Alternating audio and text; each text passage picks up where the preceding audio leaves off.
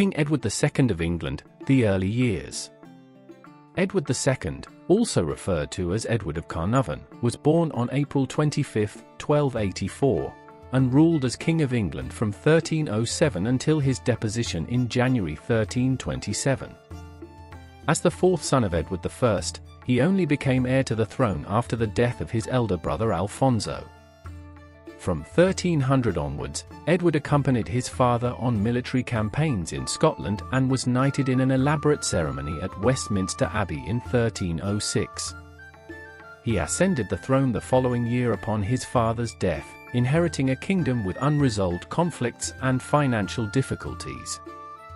In 1308, he married Isabella, the daughter of King Philip IV of France, in a strategic union designed to solidify relations between the English and French crowns, though tensions between the two nations remained unresolved.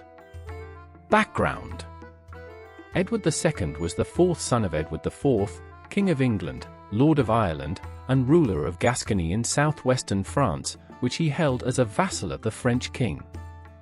His mother, Eleanor, Countess of Ponthieu, belonged to the Castilian royal family and provided Edward with a link to continental European nobility.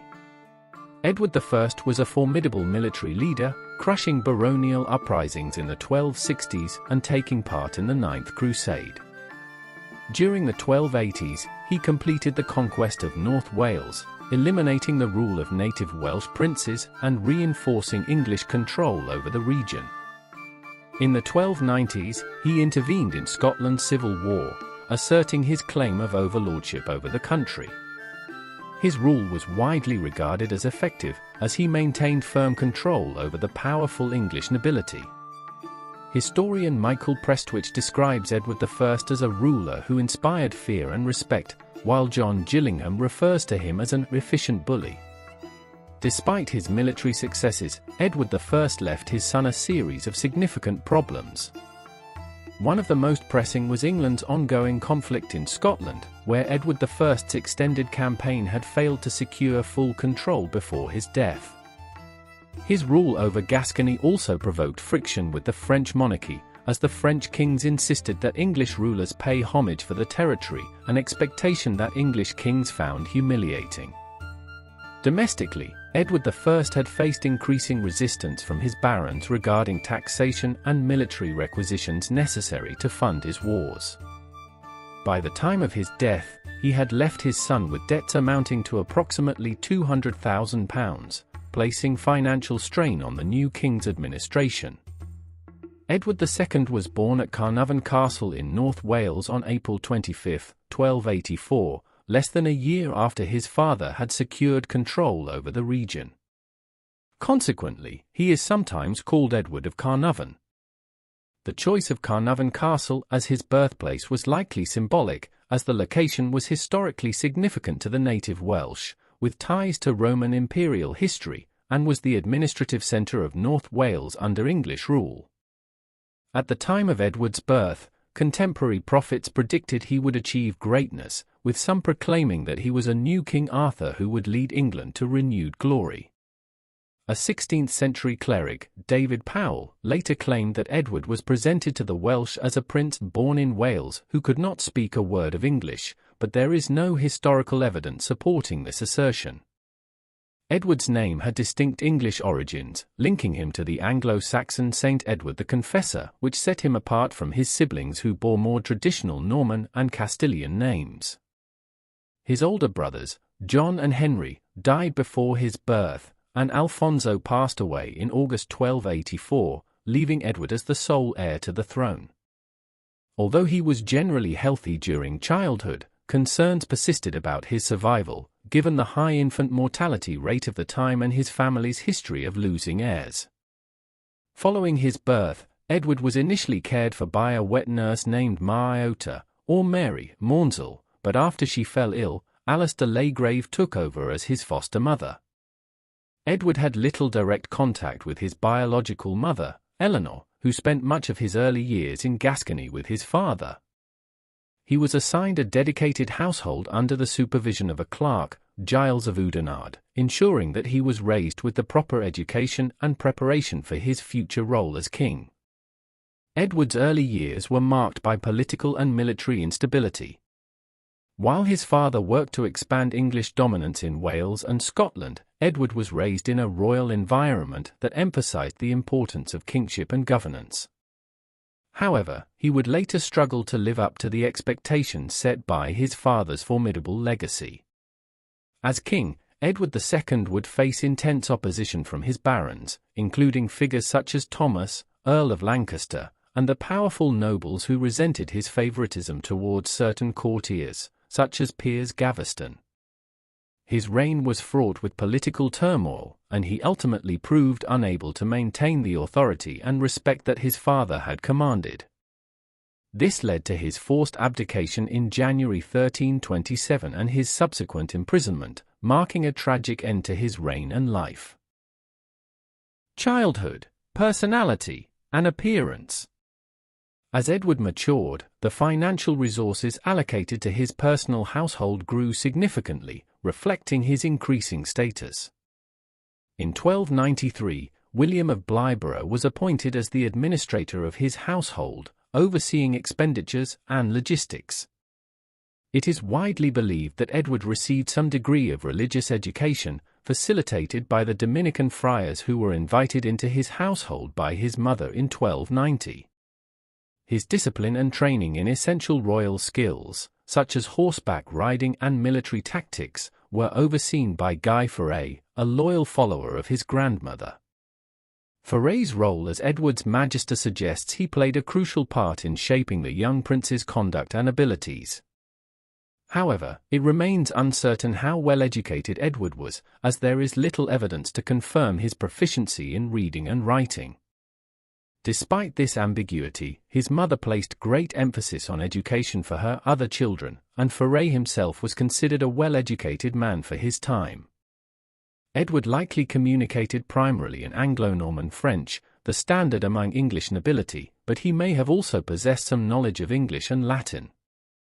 Edward's early years followed the typical pattern for a royal child of his era. He exhibited a keen interest in horses and horse breeding, ultimately becoming a skilled rider. His affection extended to animals in general, particularly dogs, with greyhounds being his favored breed.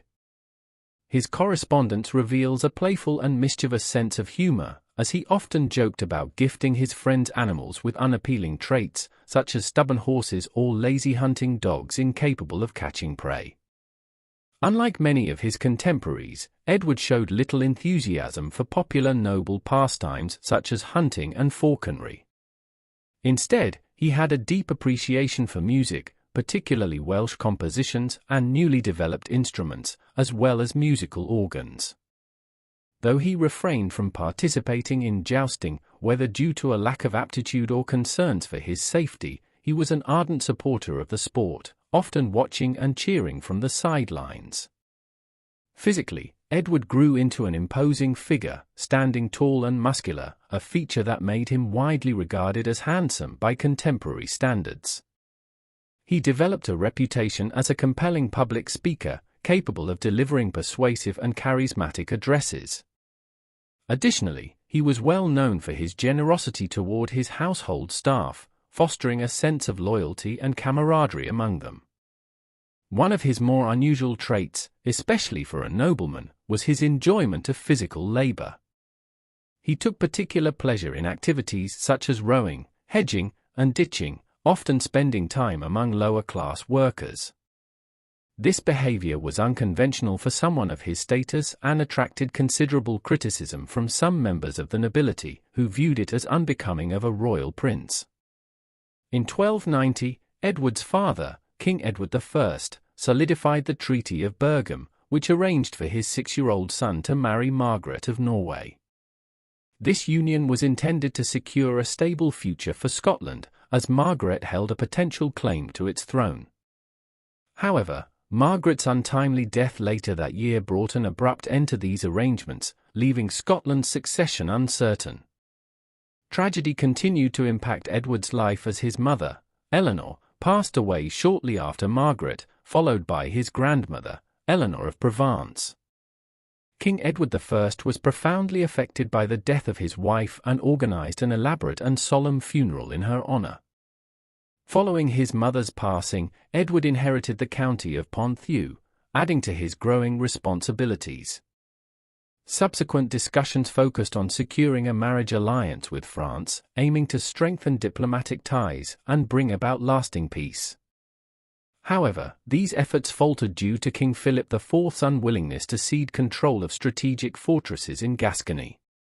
The failure to reach a compromise contributed to the outbreak of the Gascon War in 1294, further escalating tensions between England and France.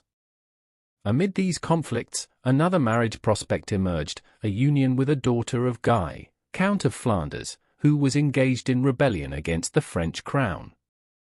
However, this proposal also failed when King Philip IV intervened, ensuring that the prospective bride was sent to Paris, preventing the match from proceeding. As Edward navigated his youth and early adulthood, he continued to develop his own distinct personality, interests, and unconventional behaviors. His relationships with those around him, including courtiers, servants, and lower-class workers, set him apart from his predecessors and peers. His upbringing and unique character traits would later influence his approach to governance, his handling of court politics, and his relationships with influential figures during his reign. While he lacked some of the martial prowess and military discipline of his father, his charisma, generosity, and appreciation for the arts marked him as a different kind of ruler, for better or worse. Early campaigns in Scotland. Between 1297 and 1298, while King Edward I was engaged in a military campaign in Flanders against Philip IV of France, who had seized part of the English-controlled lands in Gascony, Prince Edward was left in England to serve as regent. Although young, this appointment gave Edward an early taste of governance, exposing him to the complexities of royal administration and court politics. Upon the king's return, a peace agreement was reached, leading to Edward I marrying Philip's sister, Margaret. As part of the treaty, Prince Edward was betrothed to Philip's daughter, Isabella, who was only 2 years old at the time. This strategic alliance was intended to end tensions over Gascony, as their future child would inherit claims to both the English and French thrones, potentially fostering lasting peace between the two rival kingdoms. Prince Edward reportedly formed a close relationship with his new stepmother, who later gave birth to 2 sons, Thomas of Brotherton in 1300 and Edmund of Woodstock in 1301. As king, Edward II would later show generosity to his half-brothers, granting them noble titles and financial support. Edward I resumed his military campaigns in Scotland in 1300 and, this time, took Prince Edward with him to gain battlefield experience. The young prince was granted command of the rearguard during the siege of Culliverick Castle, a key stronghold. In early 1301, King Edward I officially declared his son the Prince of Wales, bestowing upon him the earldom of Chester and extensive lands in North Wales. This move was intended to consolidate English control over the region and grant Edward some financial autonomy. As part of his new role, Edward travelled to Wales, where he received homage from his Welsh subjects. Shortly thereafter, he rejoined his father in the 1301 Scottish campaign, leading an army of around 300 soldiers northward and capturing Turnberry Castle. His military involvement continued in 1303 when he participated in another Scottish campaign, laying siege to Brechin Castle. During this campaign, Edward personally oversaw the deployment of a siege engine, demonstrating his growing involvement in military strategy. By the following year, Edward was entrusted with diplomatic responsibilities as he engaged in negotiations with Scottish rebels on behalf of his father. However, when diplomatic efforts failed, he joined Edward I in the siege of Stirling Castle, a decisive moment in the Scottish conflict. The experience provided Prince Edward with additional exposure to warfare and leadership, though it is unclear how much tactical command he exercised independently. By 1305, tensions arose between Prince Edward and his father, largely due to disputes over finances. the prince quarrelled with Bishop Walter Langton, the royal treasurer, over the amount of financial support he was receiving. King Edward I sided with Langton, leading to the prince and his close companions being expelled from court and temporarily losing their financial privileges. This period of estrangement did not last long, as family members and advisors intervened, eventually facilitating a reconciliation between father and son. Nonetheless, this episode foreshadowed the financial struggles that would later plague Edward's reign as king. The Scottish conflict reignited in 1306 when Robert the Bruce assassinated his rival, John Comyn III of Badenoch, and declared himself King of Scotland. Edward I, determined to crush Bruce's rebellion, assembled a fresh army and entrusted his son with a prominent role in the campaign. Before departing for battle, Prince Edward was formally made Duke of Aquitaine, a prestigious title solidifying his status within the English nobility. He was also knighted in a grand and elaborate ceremony at Westminster Abbey known as the Feast of the Swans. This event, steeped in the traditions of chivalry, featured a grand feast reminiscent of Arthurian legend and the Crusades. During the ceremony, Edward and a gathering of young knights collectively swore an oath to defeat Bruce and restore English dominance in Scotland. Although Prince Edward held a leadership position in the campaign, the extent of his military contributions remains unclear. Under orders from Edward I, the English forces executed a ruthless campaign against Bruce's supporters in Scotland, implementing harsh retaliatory measures that included executions and the confiscation of lands. Despite these efforts, Bruce managed to evade capture and continued his resistance. Prince Edward returned to England in September, while diplomatic negotiations concerning his arranged marriage to Isabella of France continued. His marriage, intended as a strategic alliance, would later have significant consequences for his reign. Edward's experiences during these campaigns, his role as regent, his battlefield exposure, his diplomatic engagements, and his conflicts with court officials, shaped his early adulthood. Though he gained insight into governance and military strategy, his time under his father's rule was marked by struggles with authority and financial disputes. These experiences foreshadowed the challenges he would face as king, as he attempted to balance the expectations of nobility, military leadership, and diplomacy in a rapidly evolving political landscape. Piers Gaveston and Edward's close relationships. The relationship with Piers Gaveston. During Edward's early years, he developed an exceptionally close relationship with Piers Gaveston, the son of a household knight whose family held lands near Gascony. Gaveston entered Prince Edward's household in 1300, potentially at the behest of Edward I. Their bond quickly deepened, and Gaveston rose in status, first becoming a squire and later one of Edward's most trusted and favoured companions. By 1306, during the Grand Feast of the Swans, Gaveston was knighted by the king, marking his elevation in the royal circle. However, in 1307, Edward I abruptly exiled Gaveston to Gascony. The reason for this decision remains unclear, but one chronicler claims that Edward I flew into a rage when his son requested to grant Gaveston the county of Ponthieu, allegedly responding by violently yanking Edward's hair before ordering Gaveston's banishment. Official court records, however, suggest that this exile was temporary and well-funded, implying that it may have been more of a disciplinary measure than a complete severance. Gaveston's influence over Edward did not wane during his exile, and his return to England upon Edward I's death led to his rapid rise in power and wealth. Edward II, upon ascending the throne, granted Gaveston the title of Earl of Cornwall, a move that incited resentment among the English nobility. The nobility viewed Gaveston's elevation as inappropriate, seeing him as a foreign upstart unworthy of such prestige. Gaveston's arrogance and ostentatious displays of wealth only fueled their hostility, as he openly flaunted his favoured status, mocking senior nobles and asserting his influence at court. Speculations on Edward's sexuality. The precise nature of Edward's relationship with Gaveston has been the subject of considerable speculation among historians.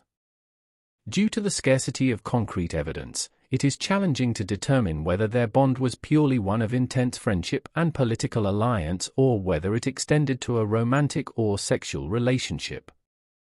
In medieval England, the Church strongly condemned homosexuality, equating it with heresy, making any potential romantic relationships between men a highly sensitive and dangerous subject. Both Edward and Gaveston were married and had children. Edward himself fathered an illegitimate son and was even rumoured to have been involved in a romantic affair with his niece, Eleanor de Clare. Despite the lack of definitive proof, contemporary sources provide some clues. An anonymous chronicler in the 1320s described how Edward felt such love for Gaveston that he bound himself to him before all other mortals with a bond of indissoluble love. This wording suggests an extraordinary emotional connection, although it does not confirm a physical relationship. The first explicit accusation that Edward engaged in same-sex relations did not appear until 1334, when Bishop Adam Allerton was accused of having described Edward as a sodomite in 1326. Allerton later defended himself, claiming he had actually been referring to Edward's advisor, Hugh Despenser the Younger, rather than the king himself. A chronicle from the 1390s, known as the Moe Chronicle, simply alleged that Edward indulged too much in the vice of sodomy, though without further context or corroboration. The question of Edward's sexuality is further complicated by the broader political landscape of the time. Accusations of sodomy were often wielded as political weapons against powerful figures, as seen in similar charges levied against Pope Boniface VIII and the Knights Templar in the early 14th century. Many historians believe that the allegations against Edward were at least partly politically motivated, intended to undermine his authority and justify opposition to his rule. Alternative interpretations and historical perspectives. Some historians argue that Edward and Gaveston's relationship was nothing more than an intense friendship and a mutually beneficial political partnership. The ambiguous language used by chroniclers, combined with the political motivations behind many of the accusations, leaves room for doubt regarding the romantic nature of their connection. Given that chroniclers of the time often wrote with an agenda, it is possible that later accounts of Edward's alleged relationships were influenced by his eventual downfall and the hostility he faced from the nobility. Historians such as Michael Prestwich and Seymour Phillips have pointed out that the English royal court was an exceptionally public institution, making it unlikely that a same-sex affair involving the king could have remained discreet. Additionally, neither the contemporary church, Edward I, nor Edward's father-in-law, Philip IV of France, appear to have expressed any direct concerns about his personal conduct in this regard.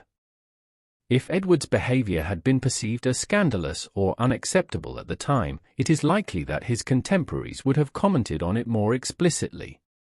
A more recent theory, proposed by historian Pierre Chaplet, suggests that Edward's close bond with Gaveston was not a matter of romance, but rather a profound, knightly friendship based on loyalty, camaraderie, and shared military experiences.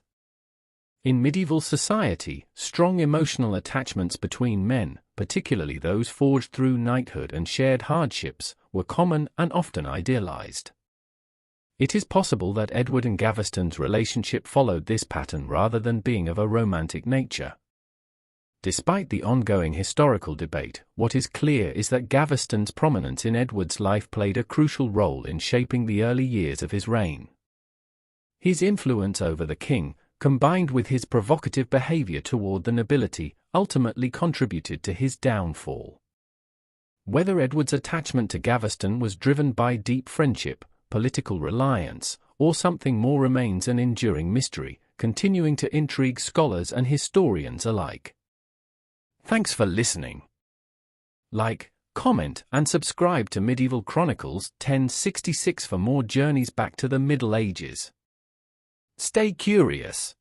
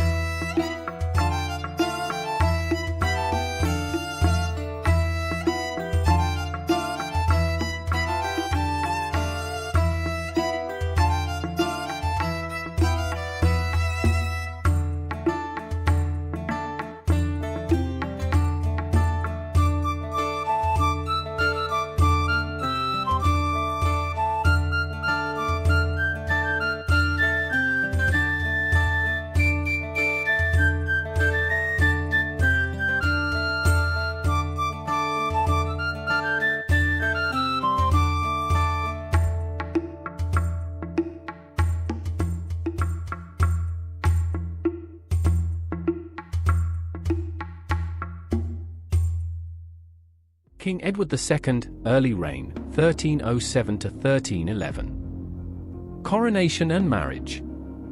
In 1307, King Edward I had once again prepared for a military campaign against Scotland, with his son, Prince Edward, expected to join the expedition later that summer. However, the aging monarch's health deteriorated significantly, and on July 7th, he passed away at Borough-by-Sands near the Scottish border. Upon receiving the news, Edward rushed from London and was formally proclaimed king on July 20th.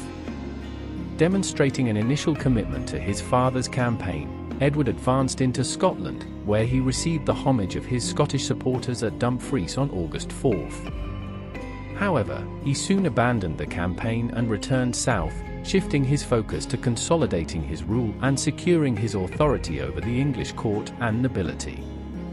One of Edward's earliest acts as king was the recall of his close confidant, Piers Gaveston, from exile. Gaveston had been a favourite of Edward's father but had fallen out of favour due to suspicions regarding his undue influence over the young prince. Ignoring his father's last wishes to keep Gaveston in exile, Edward not only reinstated him but also granted him the prestigious title of Earl of Cornwall, a position that came with considerable wealth and influence. Additionally, Edward arranged Gaveston's marriage to Margaret de Clare, a noblewoman from one of England's most powerful families, further cementing his ally's status. Gaveston quickly became a dominant figure at Edward's court, leading to resentment among the barons, who viewed him as an upstart with too much power. Edward also took steps against those he perceived as his father's adversaries. One of his key actions was the arrest of Bishop Walter Langton, the former Treasurer of England, whom Edward accused of financial mismanagement. Langton was dismissed from his post, signalling Edward's desire to remove officials closely associated with his father's administration. Meanwhile, Edward I's body was initially kept at Waltham Abbey before being transported to Westminster Abbey for burial. As a tribute to his late father, Edward commissioned a simple marble tomb, though it lacked the grandeur often associated with royal burials. His decision to keep the memorial modest may have been a reflection of financial considerations or a shift in priorities toward court politics and his personal relationships. In January 1308, Edward travelled to France to marry Isabella of France, the daughter of King Philip IV. The marriage was politically significant, as it was intended to strengthen Edward's position in Gascony and secure financial support. Before his departure, he made the controversial decision to appoint Gaveston as Custos Regni, keeper of the realm, effectively granting him sweeping authority to govern England in the king's absence. This move, which was reinforced by the creation of a specially engraved Great Seal for Gaveston's use, was highly unusual and provoked resentment among the English nobility. Many barons viewed this decision as proof of Edward's excessive favoritism and misjudgment in governance. Negotiating the terms of the marriage proved difficult, as Edward and Philip IV had a tense relationship. The French king demanded a generous dower for Isabella and imposed strict conditions regarding Edward's governance of his territories in France. Ultimately, Edward agreed to pay homage to Philip IV for the Duchy of Aquitaine and accepted the establishment of a commission to ensure the implementation of the 1303 Treaty of Paris. These negotiations revealed the broader geopolitical struggles between England and France, foreshadowing the tensions that would persist throughout Edward's reign. Edward and Isabella were wed in Boulogne on January 25, 1308. As a wedding gift, Edward presented Isabella with a richly decorated psalter, while Philip IV gifted his daughter valuables worth over 21,000 livres, including a fragment of the True Cross. The newlyweds returned to England in February, where Edward had overseen lavish preparations at Westminster Palace for their coronation and wedding celebrations. The palace was adorned with luxurious marble tables, 40 ovens to prepare an extravagant feast, and even a fountain that dispensed wine and pimento, a popular spiced medieval beverage. The sheer opulence of the event was seen by some as excessive, given the financial strains on the kingdom.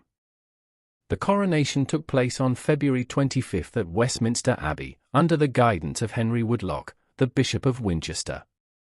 During the ceremony, Edward swore an oath to uphold the rightful laws and customs which the community of the realm shall have chosen.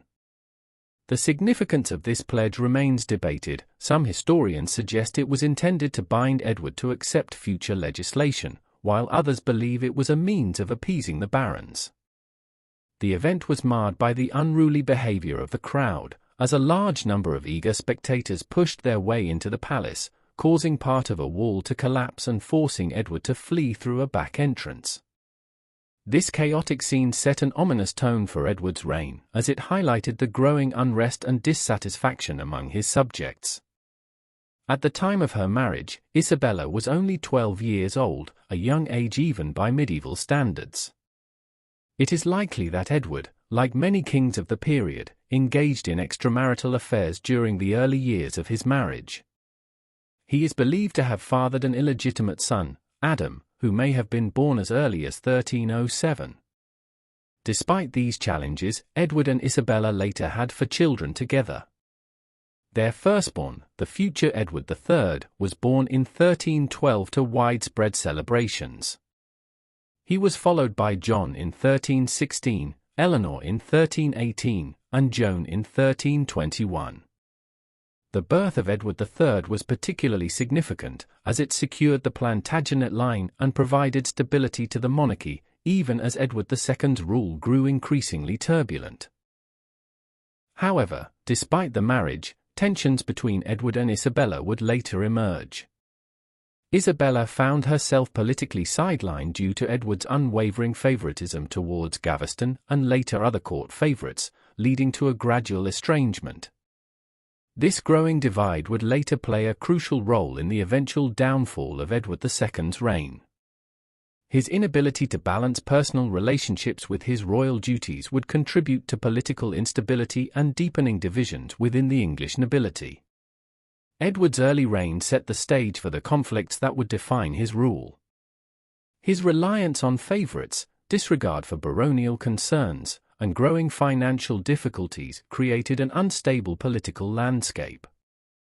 While he demonstrated moments of strategic acumen, particularly in securing his marriage alliance, his failure to manage relationships with the nobility would prove to be his greatest weakness. The period from 1307 to 1311 marked a time of both promise and controversy, foreshadowing the tumultuous years to come in his reign. Tensions over Gaveston. The return of Piers Gaveston from exile in 1307 was initially accepted by the English barons, but their tolerance quickly soured. Gaveston's undue influence over King Edward II became a point of deep contention within the nobility. Chroniclers of the time described it as if 2 kings were reigning in one kingdom, one in name and the other in deed. Whether true or not, allegations began to surface that Gaveston had misappropriated royal funds and had taken personal possession of wedding gifts meant for Queen Isabella of France. His presence at Edward's coronation only further incensed the nobility, particularly the French delegation, who viewed his lavish clothing, ceremonial precedence, and the king's open preference for his company over Isabella's as an outright insult. By February 1308, tensions had escalated to a crisis.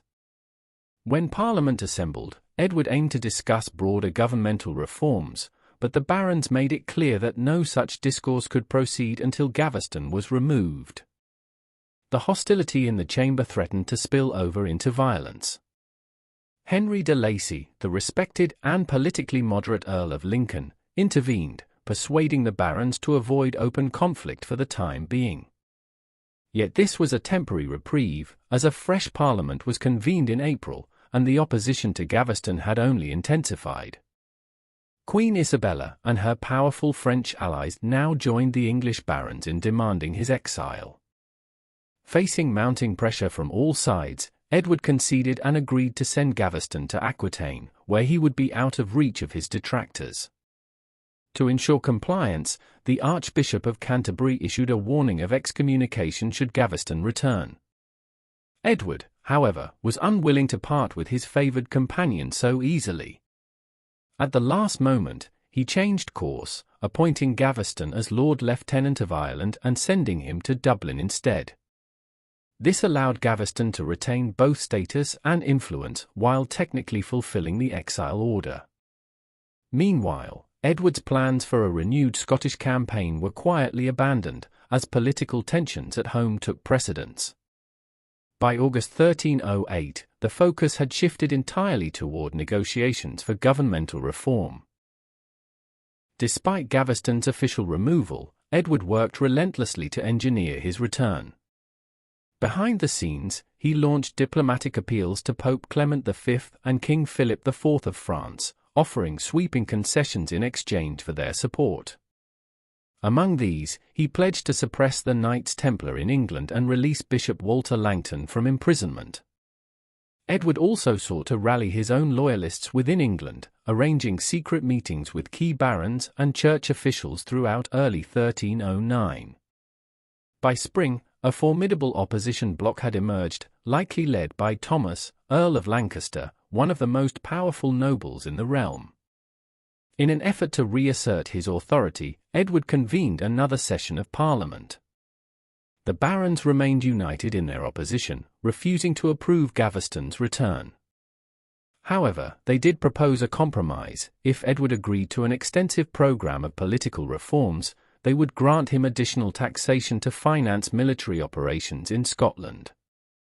Unwilling to sever his ties with Gaveston, but also aware of the financial necessity of securing funds, Edward offered assurances to the Pope that the dispute over Gaveston had been resolved, arguing that procedural irregularities had tainted the original exile decree. His appeals succeeded. Clement V annulled the threat of excommunication, opening the door for Gaveston's return. By June 1309, Gaveston was back in England, and Edward publicly welcomed him with great enthusiasm. The nobility, however, saw this as an act of outright defiance. When Parliament reconvened in July, Edward was left with no choice but to make substantial concessions. To placate his opponents, he agreed to curtail the powers of the royal steward and the marshal of the household, regulate the unpopular royal practice of purveyance, and repeal newly enacted customs duties. In return, Parliament granted Edward new taxes to fund the Scottish war effort. Though this appeared to be a successful compromise, it merely served as a temporary truce. The underlying tension surrounding Gaveston's unchecked influence and Edward's unwillingness to listen to his nobles festered in the realm's political stability. Over the following months, Gaveston resumed his dominant role at court, exacerbating the resentment of the nobility. Many barons viewed him as an arrogant upstart who openly mocked and belittled them. His penchant for bestowing insulting nicknames upon powerful lords, including the influential Earl of Lancaster, only deepened their animosity. His behavior, combined with Edward's unwavering devotion to him, ensured that opposition would only grow stronger. While Edward may have hoped that the concessions he made in 1309 would secure peace, the reality was that his defiance in bringing Gaveston back had irreparably damaged his relationship with the barons.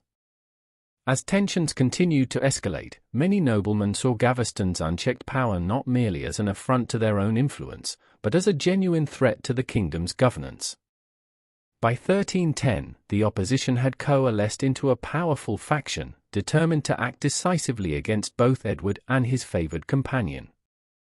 The fragile truce forged in 1309 was already unraveling, setting the stage for the next chapter of conflict in Edward II's turbulent reign.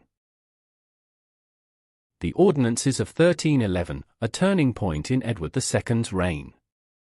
Following his return to England, Piers Gaveston found his relationship with the major barons increasingly strained. His arrogance and blatant disregard for noble decorum led to deep-seated tensions, as he frequently insulted prominent figures, including referring to one of the most powerful earls as the Dog of Warwick. These reckless actions only exacerbated existing hostilities, particularly with the Earl of Lancaster and his faction, who viewed Gaveston as an unworthy favourite enjoying undue influence over the king. The situation reached a boiling point in 1310 when Lancaster and his allies refused to attend Parliament, citing Gaveston's continued presence as an insurmountable obstacle to meaningful governance. Compounding Edward II's difficulties, the crown was facing severe financial troubles. The king was indebted to his Italian bankers, the Frescobaldi, for an overwhelming sum of £22,000, a debt that weighed heavily on his administration. His increasingly desperate methods of raising revenue, particularly through the highly unpopular right of prizes, led to widespread dissatisfaction among the nobility and commoners alike. Attempts to raise an army for the Scottish campaign were met with resistance, as the nobility, wary of Gaveston's undue influence over military affairs, suspended the collection of new taxes. The collapse of military preparations only further fueled unrest among the barons, who saw Edward's favouritism as a direct threat to the stability of the realm. Parliament convened in February 1310, ostensibly to discuss Scotland's escalating military threat, but debate quickly shifted to the kingdom's internal crises. The barons, weary of Edward's reliance on Gaveston and alarmed by his continued failure to address governance issues, petitioned the king to remove him as a chief advisor. In his place, they proposed governance by a council of 21 elected barons, known as the Ordainers, who would be tasked with implementing widespread reforms aimed at limiting royal excess and restoring baronial influence. Under immense pressure, Edward had no choice but to acquiesce. The Ordainers represented a diverse political coalition, composed of both reformists and conservatives, ensuring that their eventual reforms would not be radical but would still impose significant limitations on the king's authority. As the Ordainers deliberated on their policies, Edward and Gaveston embarked on another military campaign to Scotland, leading an army of approximately 4,700 troops. However, the campaign was an unmitigated disaster, as Robert the Bruce refused open battle, preferring to employ guerrilla tactics that left the English forces exhausted and demoralized. With supplies dwindling and funds exhausted, Edward was forced to abandon the campaign and return south in 1311, his authority weakened and his political position even more precarious than before. His inability to achieve any meaningful success in Scotland further eroded confidence in his leadership. Upon his return, Edward faced the reality of the Ordainers' reforms, now formalized as the Ordinances of 1311. These new laws imposed severe restrictions on the monarchy, fundamentally altering the balance of power between the king and the nobility. The king was prohibited from engaging in warfare or granting land without parliamentary approval, ensuring that military and economic decisions would be subject to broader scrutiny. Parliament gained oversight of royal administration, curtailing the king's ability to act unilaterally and ending arbitrary financial practices such as prizes. The Frescobaldi bankers were expelled from handling royal finances, severing Edward's reliance on foreign creditors and reinforcing domestic control over the crown's financial matters. Mechanisms were also put in place to monitor and enforce adherence to the ordinances, ensuring that the reforms were more than just symbolic gestures. Perhaps most significantly, the ordinances mandated the permanent exile of Gaveston. Unlike his previous exiles, which had been temporary and largely symbolic, this decree was absolute. He was banned from residing anywhere within Edward's dominions, including Gascony and Ireland, and was stripped of his titles and lands. This represented a major victory for the barons, who had long sought to rid the kingdom of his influence. However, Edward was deeply affected by Gaveston's exile, viewing it as a personal betrayal rather than a necessary political concession. Following these developments, Edward withdrew to his estates at Windsor and King's Langley, isolating himself from court affairs as he struggled to come to terms with the limitations imposed upon him. Meanwhile, Gaveston departed England, possibly seeking refuge in northern France or Flanders. Yet, despite his forced departure, tensions between the king and the barons remained unresolved. Edward's simmering resentment over the ordinances and Gaveston's exile would continue to shape his rule, setting the stage for further political strife, rebellion, and a prolonged struggle between the monarchy and the nobility. The events surrounding the ordinances of 1311 marked not only a pivotal moment in Edward II's reign but also a critical juncture in England's broader constitutional history, highlighting the growing influence of Parliament and the increasing limitations placed upon monarchical authority. Thanks for listening. Like, comment, and subscribe to Medieval Chronicles 1066 for more journeys back to the Middle Ages. Stay curious.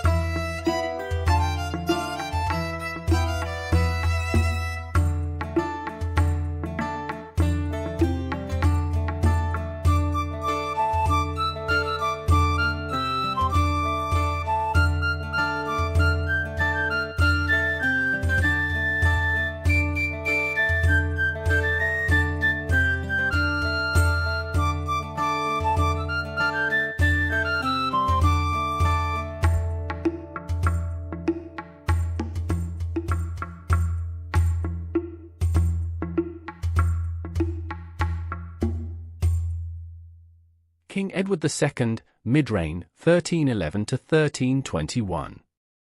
The death of Piers Gaveston and the escalation of conflict. Throughout the early 1310s, tensions between King Edward II and the English barons remained at a boiling point. The discontent among the nobility, particularly regarding Edward's unwavering favoritism towards Piers Gaveston, had led to the imposition of the Ordinances in 1311, an attempt by the barons to curb royal authority and exile Gaveston permanently. However, Edward, unwilling to accept these constraints on his power, soon defied the barons by recalling his beloved companion from exile. This decision would prove to be a pivotal moment in the growing crisis of his reign. At the heart of the opposition was Edward's formidable cousin, Thomas, Earl of Lancaster. As one of the most powerful nobles in England, Lancaster held the titles of Earl of Leicester, Lincoln, Salisbury, and Derby, commanding an immense annual income of approximately £11,000, nearly double that of any other noble. His considerable wealth and influence allowed him to lead a powerful baronial faction, which included the Earls of Arundel, Gloucester, Hereford, Pembroke, and Warwick. However, while Lancaster was a significant political figure, he lacked the strategic acumen and administrative skill necessary to consolidate his influence effectively. His leadership was more reactionary than visionary, driven by personal grievances rather than a coherent plan for governance. Edward's decision to revoke the ordinances and recall Gaveston in January 1312 enraged the barons, who viewed it as a direct challenge to their authority. The Archbishop of Canterbury swiftly excommunicated Gaveston, a severe spiritual punishment that further isolated him politically. In response, the barons convened in London to discuss their next course of action. Recognizing the risk of Gaveston seeking refuge in Scotland, they formulated a plan to capture him before he could escape. As tensions mounted, Edward, Queen Isabella, and Gaveston fled northward to Newcastle, seeking safety. However, they were relentlessly pursued by Lancaster and his allies, forcing them to make a desperate escape. Abandoning many of their belongings, the royal party fled by sea and landed at Scarborough, where Gaveston took refuge in the castle while Edward and Isabella made their way back to York. The king hoped to rally support and mount a defense, but Gaveston's situation soon became untenable. Capture and execution of Gaveston. Recognizing that resistance was futile, Gaveston surrendered to the Earls of Pembroke and Surrey under the assurance that his life would be spared. When he was taken into custody, he was found to be in possession of a vast collection of gold, silver, and jewels, raising suspicions that he had plundered the royal treasury. While these accusations may have been exaggerated, they provided further justification for his enemies to act against him. On the journey south, Gaveston was temporarily housed in Deddington, Oxfordshire, under the guard of the Earl of Pembroke, who, at the time, left to visit his wife. Seizing this moment of vulnerability, Guy de Beauchamp, Earl of Warwick, took it upon himself to abduct Gaveston. Warwick, who bore a deep personal hatred for Edward's favourite, forcibly removed him from Deddington and transported him to Warwick Castle. By the 18th of June, 1312, Lancaster and his faction convened at Warwick Castle to determine Gaveston's fate. A swift and informal trial was held, where he was declared a traitor under the provisions of the ordinances. The barons, acting without royal sanction, had no legal authority to execute Gaveston, yet they proceeded regardless. The next day, on the 19th of June, Gaveston was taken to Blacklow Hill, a desolate location outside Warwick, and summarily beheaded on Lancaster's orders. His body was left unburied for 3 years, a grim testament to the hatred his enemies bore him. It was not until 1315 that he was finally laid to rest at King's Langley Priory, where Edward later built a lavish tomb for his fallen companion. Aftermath and escalating conflict. Gaveston's brutal execution deepened the animosity between Edward and the nobility. The king was devastated by the loss of his closest confidant, and though he was powerless to act immediately, he never forgave Lancaster and his allies for what he saw as a blatant act of treason. The rift between the monarchy and the barons widened, setting the stage for further civil unrest and armed conflicts that would define the remainder of Edward's troubled reign. The repercussions of Gaveston's death extended beyond mere personal grief. Edward became increasingly determined to reassert his authority, leading to a series of escalating confrontations with the baronial factions. His marriage to Queen Isabella, initially a source of political stability, also began to suffer as tensions mounted. Isabella, while loyal to Edward in his early reign, grew frustrated with his inability to govern effectively and his ongoing reliance on court favourites. As political instability deepened, she would eventually play a critical role in Edward's downfall.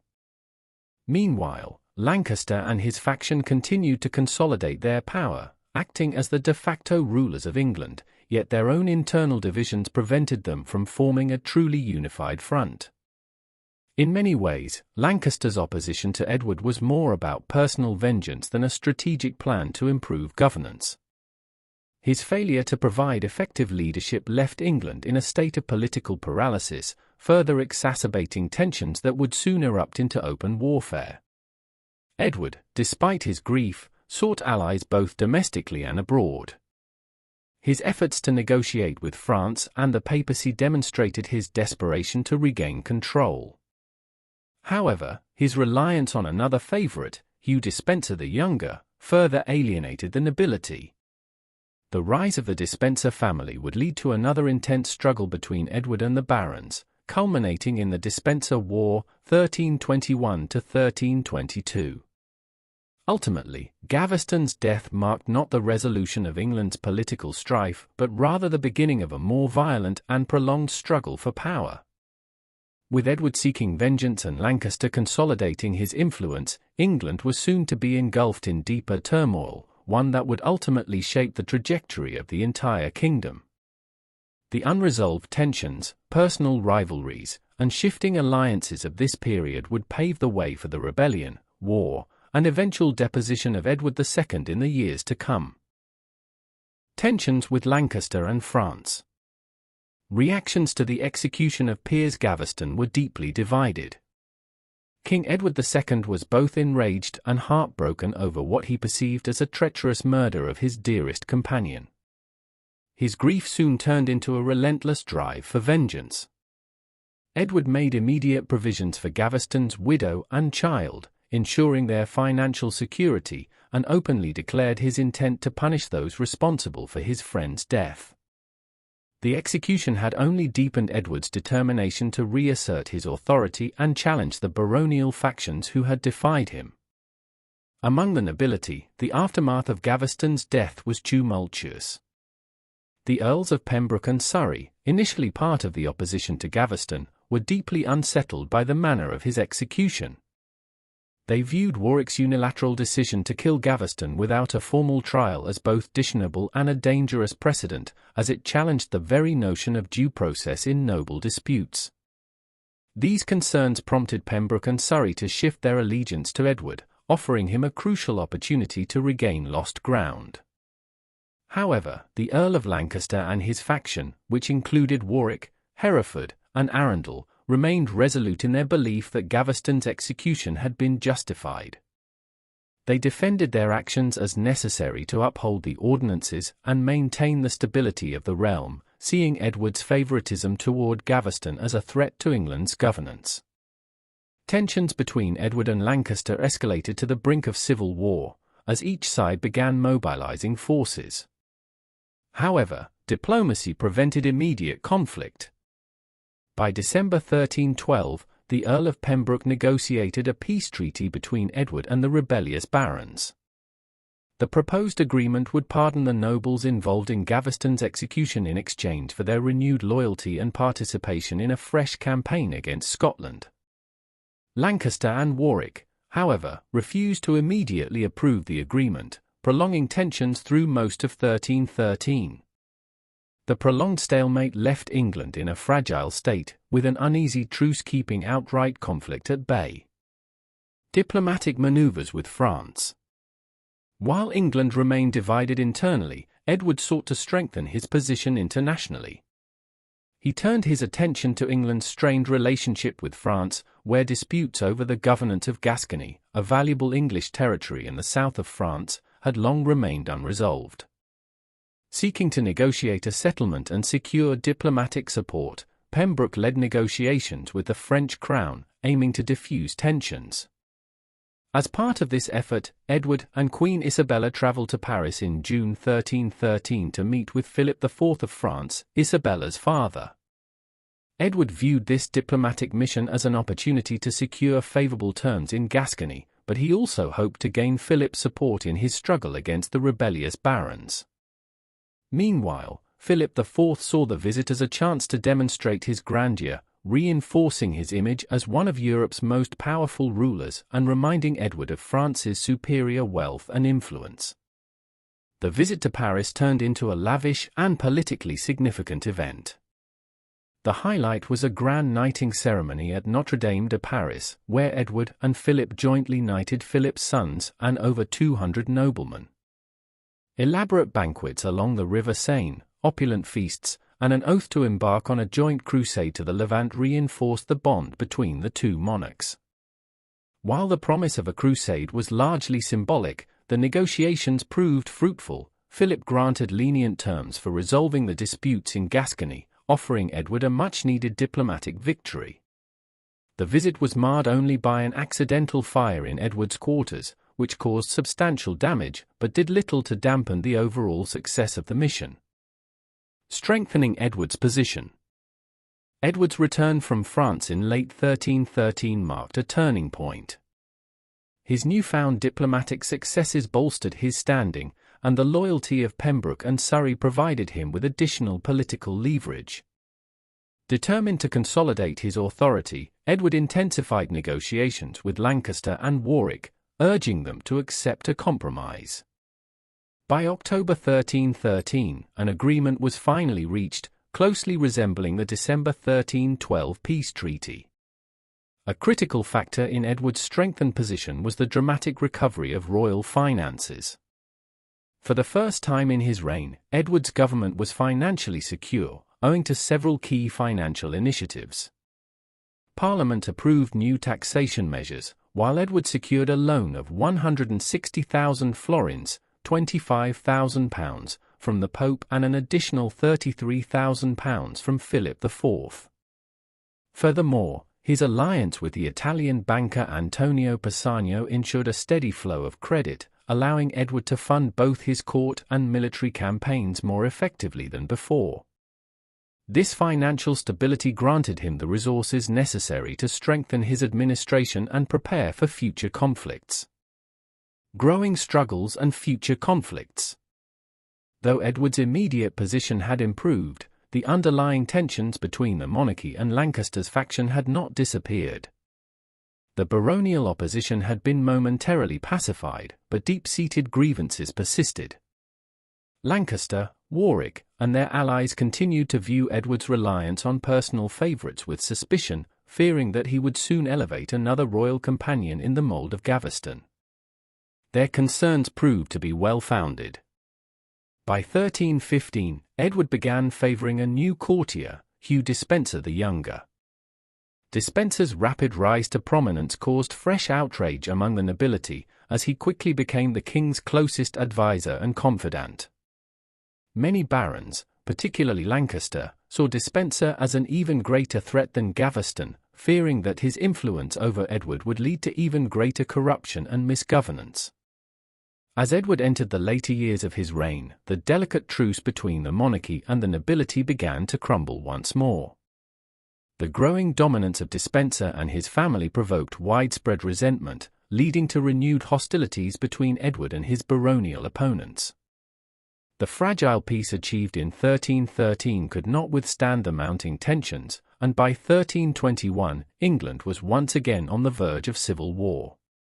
The conflict that followed, known as the Despenser War, 1321 to 1322, saw Lancaster and his allies rise against Edward in open rebellion.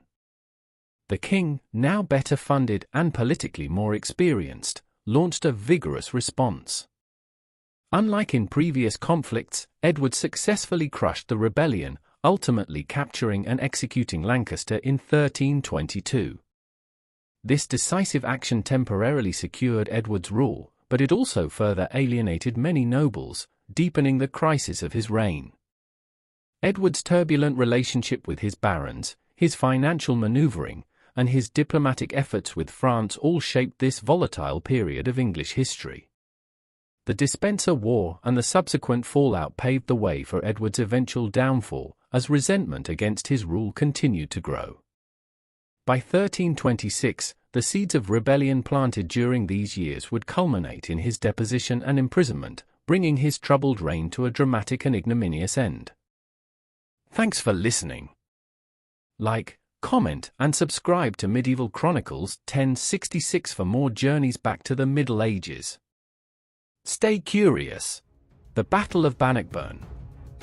By 1314, Robert the Bruce had steadily regained control over most of Scotland, retaking key castles once held by Edward II. His forces also launched frequent raids into northern England, striking as far as Carlisle. In response to these provocations, Edward, with the support of Thomas, Earl of Lancaster and other nobles, began assembling a massive military campaign aimed at reclaiming lost ground.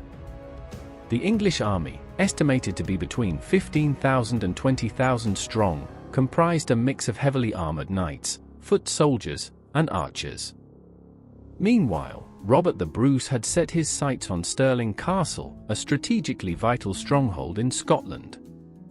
The castle's English commander, Philip de Mowbray, had declared that if Edward did not relieve the siege by the 24th of June, he would surrender to the Scots. Learning of this, Edward hastened his march north from Berwick-upon-Tweed, determined to break the Scottish encirclement and secure a decisive victory. However, Robert, leading a smaller but well-prepared army of 5,500 to 6,500 men, primarily spearmen, had no intention of allowing Edward to reach Stirling unopposed. Opening skirmishes and the eve of battle.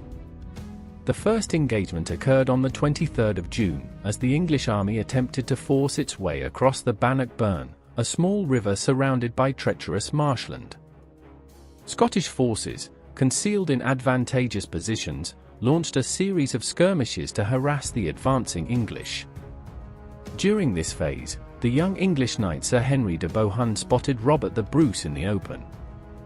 Seeking glory, Bohun charged the Scottish king in single combat. In a legendary moment, Robert dodged Bohun's attack and killed him with a single blow of his axe, shattering his opponent's skull. This display of bravery and skill greatly emboldened the Scottish troops. Despite this setback, Edward pressed forward, confident that his numerical superiority and well-trained cavalry would grant him an easy victory. He had, however, underestimated both the terrain and the discipline of the Scottish forces. The battle unfolds. On the morning of the 24th of June, the bulk of the English army encountered the main Scottish force, which had emerged from the New Park woodland near Bannockburn. Edward, not expecting the Scots to engage in open battle at this location, had kept his forces in marching formation rather than battle formation, placing his archers, one of his most formidable assets, at the rear rather than at the front where they could disrupt Scottish spear formations. This tactical oversight would prove costly. As the English cavalry advanced, they found themselves constricted by the narrow and uneven terrain, limiting their ability to maneuver effectively. Robert's disciplined schiltrons, or spear formations, held firm against repeated cavalry charges. With each successive assault, the English knights became trapped in the swampy ground, making them easy targets for the Scottish spearmen. The lack of space and ineffective coordination turned what should have been a display of English military might into a chaotic slaughter. Edward's archers, belatedly brought forward to provide support, initially caused heavy Scottish casualties. However, Robert countered by sending his light cavalry to outflank and disperse the English longbowmen, depriving Edward's forces of their best means of breaking the schiltrons. With the English army now in complete disarray, panic set in among the ranks. Edward's escape and the aftermath. As the battle reached its climax, the English commanders struggled to restore order. Edward himself remained on the battlefield, unwilling to accept the possibility of defeat. However, as the situation deteriorated, the Earl of Pembroke forcibly pulled the king away, realizing that further resistance would only result in his capture or death. With Scottish forces hot on their heels, Edward and his retinue fled southward, barely escaping the battlefield. In his retreat, Edward vowed to establish a Carmelite religious house in Oxford if he survived, a promise he later fulfilled. He eventually reached Dunbar, from where he took a ship back to Berwick before continuing to York. Meanwhile, Stirling Castle, deprived of reinforcement, fell to the Scots shortly after. Historian Roy Haynes described the Battle of Bannockburn as a calamity of stunning proportions for England. The battle resulted in heavy English casualties, including numerous knights and noblemen, while the Scottish forces suffered relatively light losses. The catastrophic defeat severely weakened Edward's authority in the north and marked a turning point in the First War of Scottish Independence. Consequences and the strengthening of Scottish independence. The repercussions of Bannockburn were profound. In the years following the battle, Robert the Bruce took advantage of his victory, consolidating Scottish control over nearly all English-held fortresses in Scotland. The Scottish army also intensified its raids into northern England, further destabilizing Edward's rule. The defeat dealt a massive blow to English morale and Edward's prestige, emboldening his enemies both within England and abroad. Edward's defeat at Bannockburn exacerbated tensions with his own barons, particularly Lancaster and his faction, who viewed the king's military failure as yet another example of his ineptitude. Political instability within England increased, contributing to the eventual rebellion that would culminate in the Despencer War, 1321 to 1322, and ultimately, Edward's overthrow in 1326. On the international stage, the victory at Bannockburn helped legitimize Robert the Bruce's claim to the Scottish throne. Though England continued to resist full recognition of Scottish independence, the battle set the stage for the eventual Treaty of Edinburgh-Northampton in 1328, in which England formally acknowledged Scotland as an independent kingdom. Bannockburn was more than just a battle, it was a defining moment in medieval British history. It proved that a well-led, determined force could triumph over a numerically superior army, reshaping the balance of power in the British Isles for years to come. For Edward, it was one of the greatest military failures of his reign, while for Robert the Bruce, it was his crowning achievement, solidifying his place as Scotland's most celebrated warrior king. Famine and criticism. Following the catastrophic defeat at Bannockburn, England entered a period of severe political instability, economic decline, and widespread suffering. The Earls of Lancaster and Warwick took full advantage of Edward's weakened position, exerting their influence to force the re-implementation of the Ordinances of 1311, a set of reforms intended to curtail royal power. This renewed push for constitutional limits on Edward's authority placed the king in a politically vulnerable position, further reducing his ability to govern effectively. By 1316, Thomas, Earl of Lancaster, had assumed the role of head of the Royal Council, promising a new reform commission to enforce the ordinances. However, his tenure quickly proved ineffective. Disagreements with other barons and, possibly, personal ill health led Lancaster to abandon his responsibilities, plunging the government into further dysfunction. Over the next 2 years, Lancaster refused to attend Parliament or engage with Edward directly, leading to a near-total breakdown in royal governance. With the kingdom paralysed and the baronial factions locked in a power struggle, any hopes of renewing military campaigns in Scotland were dashed, and fears of civil war loomed large. It was only after extensive negotiations, once again mediated by the Earl of Pembroke, that Edward and Lancaster reached a fragile agreement known as the Treaty of Leek, August 1318. The treaty granted pardons to Lancaster and his followers and restructured the Royal Council, temporarily diffusing hostilities. However, despite the outward appearance of reconciliation, tensions remained, and the kingdom's deeper issues, famine, economic failure, and foreign threats, continued to mount. The Great Famine and economic collapse. Edward's struggles were compounded by the onset of the Great Famine, 1314 to 1321, a devastating period of food shortages that affected all of northern Europe. The crisis began with torrential rains in late 1314, followed by a harsh winter and continued unseasonably wet weather through 1321. This prolonged climate catastrophe decimated agricultural yields, leading to successive crop failures and the widespread death of livestock. With bad harvests year after year, food prices soared. England's economy, already strained by military expenditures, suffered further as wool exports plummeted, depriving the crown of much-needed revenue. Despite Edward's attempts to control food prices, regulate trade, and import grain, his policies had little effect in alleviating the crisis. Hoarding became rampant, black markets thrived, and large portions of the population succumbed to starvation and disease. The king's requisitioning of food supplies for his court and military garrisons further exacerbated resentment among the peasantry.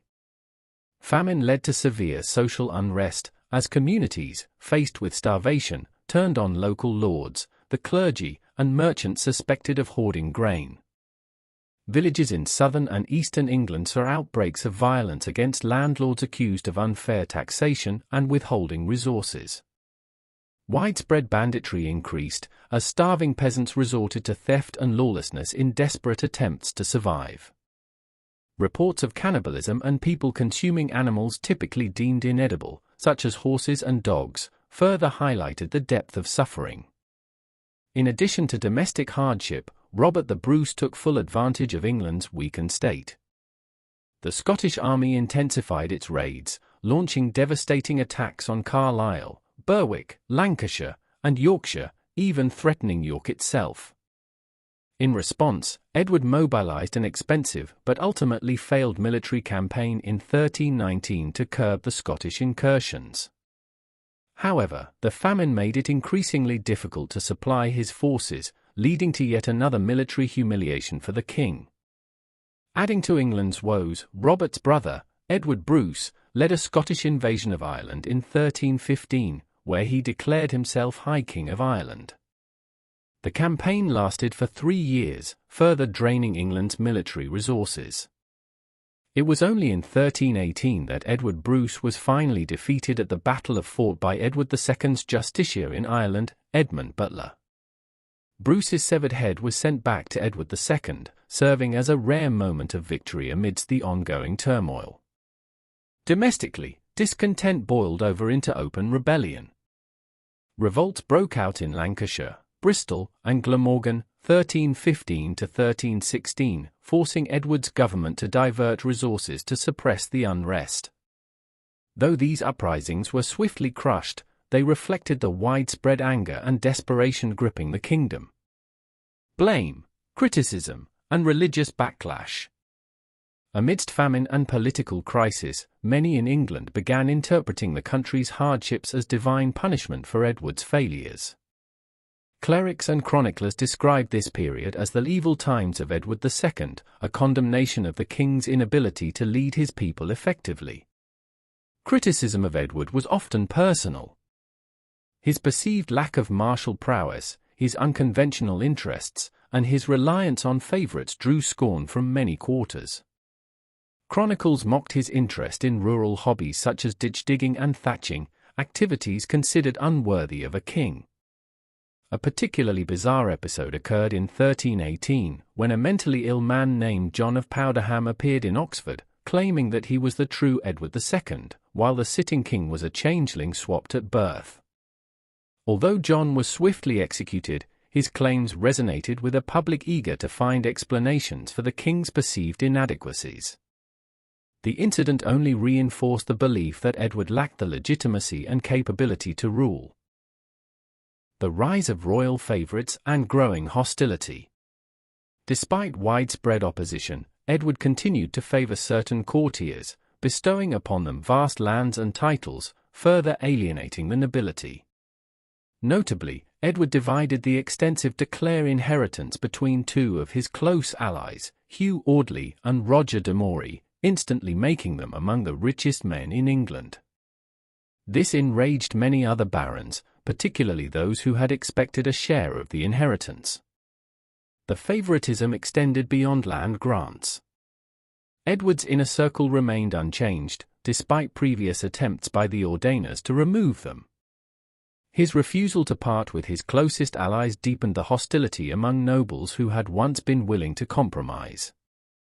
Even moderate barons who had brokered the Treaty of Leek in 1318 began losing faith in Edward's leadership, sensing that his pattern of misgovernance would continue. Violence seemed inevitable as opposition hardened against the king. Towards rebellion and civil war. The combination of political stagnation, economic devastation, failed military campaigns, and blatant favoritism created a climate ripe for rebellion. By the early 1320s, Edward's grip on power was slipping rapidly. Many of his former allies had abandoned him, and his increasingly erratic decision-making only fueled further resentment. The seeds of civil war had already been sown. It was no longer a question of if Edward's rule would be challenged, but when. The next phase of Edward's reign would be defined by internal strife, betrayals, and, ultimately, his dramatic downfall at the hands of his own barons. Thanks for listening. Like, comment, and subscribe to Medieval Chronicles 1066 for more journeys back to the Middle Ages. Stay curious. Later reign, 1321 to 1326, the Despencer War. By 1321, tensions that had been simmering for years between the English barons and the royal favourites, the Despencer family, finally erupted into full-scale civil war. The roots of this conflict lay in the increasing influence of Hugh Despencer the Younger, who, through his marriage into the powerful de Clare family and his position as the King's Chamberlain, had rapidly expanded his holdings and influence in Wales at the expense of the Marcher lords. His father, Hugh Despencer the Elder, had been a trusted servant of both Edward II and his father, Edward I. However, the younger Despencer's unchecked ambition provoked resentment among powerful nobles, including the Earl of Lancaster, the Mortimer family, the Earl of Hereford, and newly elevated lords such as Hugh Audley and Roger de Moray. Edward, however, increasingly relied on the Despensers for advice and was particularly close to Hugh the Younger, whom chroniclers noted he'd loved dearly with all his heart and mind. The uprising against the Despensers. In early 1321, the Earl of Lancaster forged a coalition of powerful nobles opposed to the Despensers and mobilized forces across the Welsh marches. By March, Edward and Hugh the Younger, realizing the gravity of the situation, traveled westward in hopes of negotiating a peaceful resolution. The moderate Earl of Pembroke, who had previously mediated conflicts, declined to intervene this time. With diplomacy failing, open hostilities erupted in May. The rebel lords rapidly seized the Despensers' lands with the support of discontented gentry. By June, Lancaster convened a high-level assembly of barons and clergy, formally condemning the Despensers for violating the ordinances, a set of reforms meant to curb royal excess. By July, the opposition had occupied London, further pressuring Edward. Fearing he might be deposed, the king reluctantly agreed to the exile of the Despensers and issued pardons to the rebel lords. Yet, Edward secretly harboured plans for vengeance. With the help of Pembroke, he cultivated a loyalist faction consisting of his half-brothers, a few supportive earls, and key members of the clergy. His first target was Bartholomew de Badlesmere, the former steward of the royal household, who had defected to the opposition. Edward's political maneuvering was strategic. By isolating individual opponents, he began to dismantle the rebel coalition. Meanwhile, the Despensers, though formally exiled, continued to exert influence from abroad, maintaining contact with Edward's supporters and planning their return. The king's decision to recall them was met with outrage, yet his military position was improving, allowing him to act with increasing confidence. The king's counter-offensive. Edward's strategy relied on provoking a confrontation. His queen, Isabella, was deliberately sent to Leeds Castle, Badlesmere's stronghold, knowing that Bartholomew's wife, Margaret, would refuse her entry. When Margaret's men killed several members of Isabella's entourage, Edward had the pretext he needed to act. He quickly seized Leeds Castle and reasserted royal control in southeastern England. Meanwhile, Lancaster, unwilling to aid his rival Badlesmere, remained inactive, weakening the opposition's unity. Seeing Edward regain control, Lancaster belatedly mobilized his forces in the north, while Edward mustered an army in the southwest. The Despensers, now recalled from exile, were formally pardoned, solidifying their hold on royal authority. With the opposition weakened, Edward launched a decisive campaign against the Marcher lords. By December, he crossed the River Severn into the rebel heartlands, forcing the Mortimers into surrender.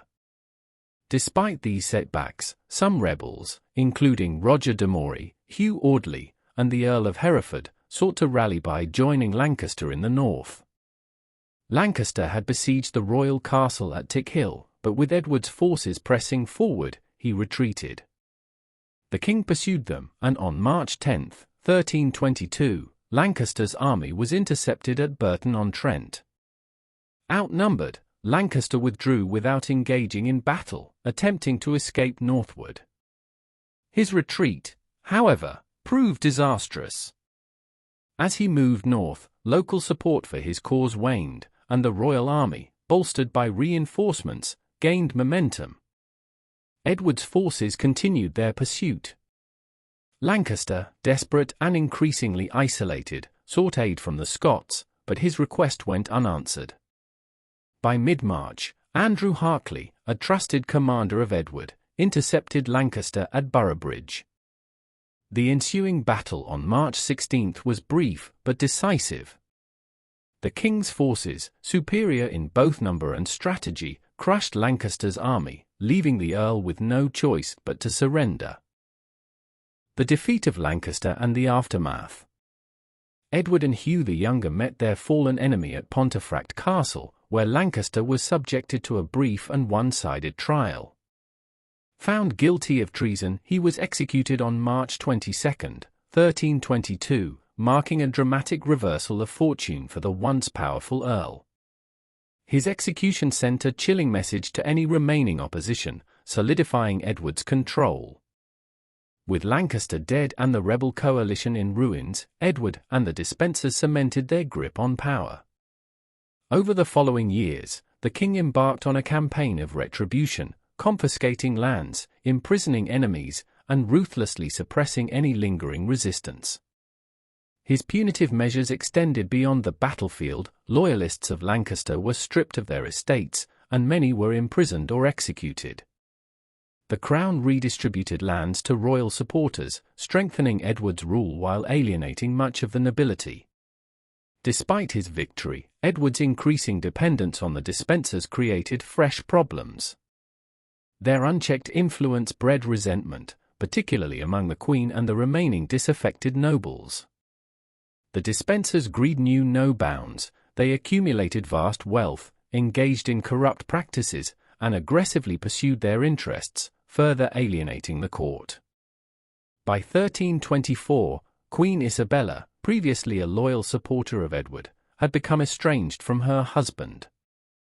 Her growing enmity toward the Despensers placed her in a precarious position.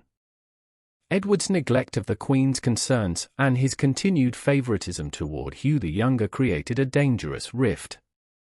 This division deepened when Isabella was sent to France in 1325 on a diplomatic mission, where she allied with Roger Mortimer, one of Edward's most dangerous enemies. The seeds of Edward's downfall were thus sown. In 1326, Isabella and Mortimer launched an invasion of England with a modest but effective force. Their advance was met with widespread support from disaffected barons and commoners alike. The king, abandoned by many of his supposed allies, found himself unable to mount a meaningful defense.